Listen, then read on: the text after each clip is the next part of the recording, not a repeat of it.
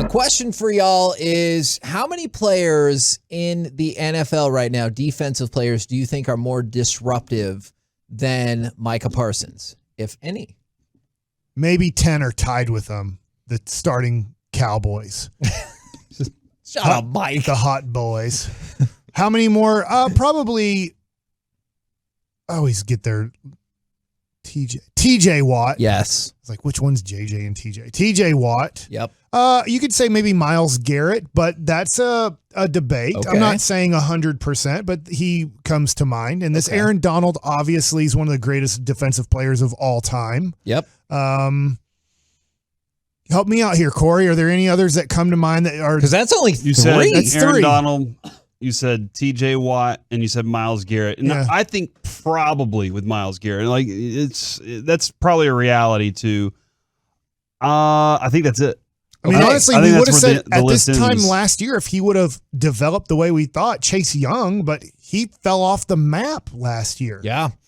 Now, from the 682, they also put Max Crosby and Nick Bosa ahead of Micah Parsons, but okay, I totally get that. Like, I'm not saying 100%, but I think there's discussions on those. So Next Gen Stats has the top 10 disruptors of just this past year, and it includes sacks, but also plays in which the opposing quarterback is affected. And what they did to determine this was they looked at quarterback pressures, quarterback pressure rates, hurries, sacks, turnovers caused by quarterback pressure to determine who is the best at this. All right, so like a fairly in-depth amount of information. Here's the top 10, but do we all agree Micah Parsons should definitely be in the top 10? Yes. Okay, and I'm assuming you're a yes as well? Yes. All right, number 10, Leonard Floyd from the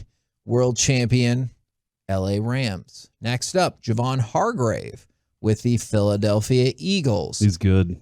Number 8 on the list, and there's where you throw a bit of a twist in there, Aaron Donald. What?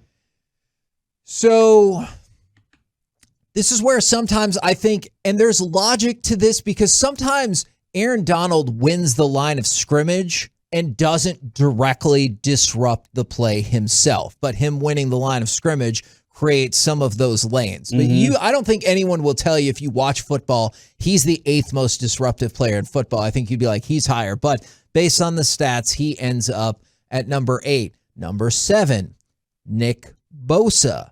So just ahead of Aaron Donald. I do want to add this, Kevin. Whenever you hear Sean McVay's audio on Aaron Donald, and he says, Aaron's about to go make a play.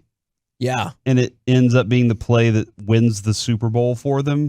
That's my idea of, like, that's the dude. I know that guy is going to go make that play. Yeah. Whenever we need it to happen, that's Aaron Donald. No, you're right. And I just imagine sometimes that makes it easier to coach. Not that coaching is easy and they won the Super Bowl, but when you can go, our dude's about to make a play. And he does. And you're like, told you. See? Told you so.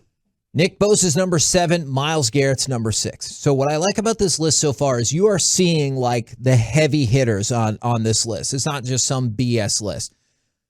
But we've gotten through 5 so far and still no Micah. Is he in the top 5 or does he not make the top 10? Yeah, he's in the top 5. Okay. Did you not see the video, Kevin, of the Madden? Have you seen that yet? I don't know. Okay, there's a video. This is the one that he said he liked? I don't know if I saw the video. Yeah, there's a little video out there of his new Madden that's coming up where he trucks the center and then pushes the quarterback down and the quarterback fumbles. Like, that's the reality of Micah. He's a disruptive player.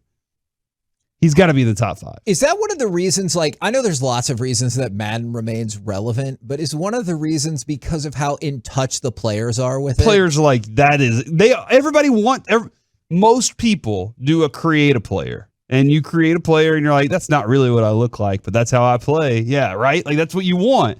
And that's exactly what these guys do. They get their own creative player based on, hey, how I look on the field. And when we talked about how Aaron Donald wins the line of scrimmage and opens up lanes, a couple people jumped in, and this is what I think as well, is from the 630 and from the 817. 100% Leonard Floyd is on this list because of Aaron Donald. And that's exactly What I mean by if you win the line of scrimmage or you're consistently getting double teamed, well, guess what? Simple numbers theory would allow you to know that you're going to have an opportunity right there. Number 5 on the list, Yannick Ngakoue. And this is somebody that we talked about forever, kind of fell off for a minute and came roaring back this year. You wanted him bad. Yes. Like, you really wanted that man. Okay, well, in a football context, but sometimes you do what you got to do, right? To survive. Yeah. Number 4 on the Survivor list. Series. That's listen to him with that wrestling knowledge. Number 4 on the list, most disruptive players in the NFL defensively, Micah Parsons. Micah Parsons' quarterback pressure rate is 21.1%. So 1 in every 5, more frequent than 1 in every 5 plays, he puts pressure on the quarterback. Yeah, that is an astounding rate, right? Well, there. just plays that they decide to have him go. That's on his primary. Yeah, you're right. Yeah, and he can do so many other things. He can disrupt as a freaking safety. We saw him make a safety play. He was like, "Oh, nobody's covering that guy. I guess I'll go do it." And then he swatted the ball. It was crazy. From the 571, Micah is the only reason the Cowboys are relevant. I think they mean competitively because the Cowboys have found this weird ecosystem where they'll remain relevant no matter what. From the 940, this list is stupid. Donald is the best player in football. Now, I hear what you're saying, and that's tough to argue against.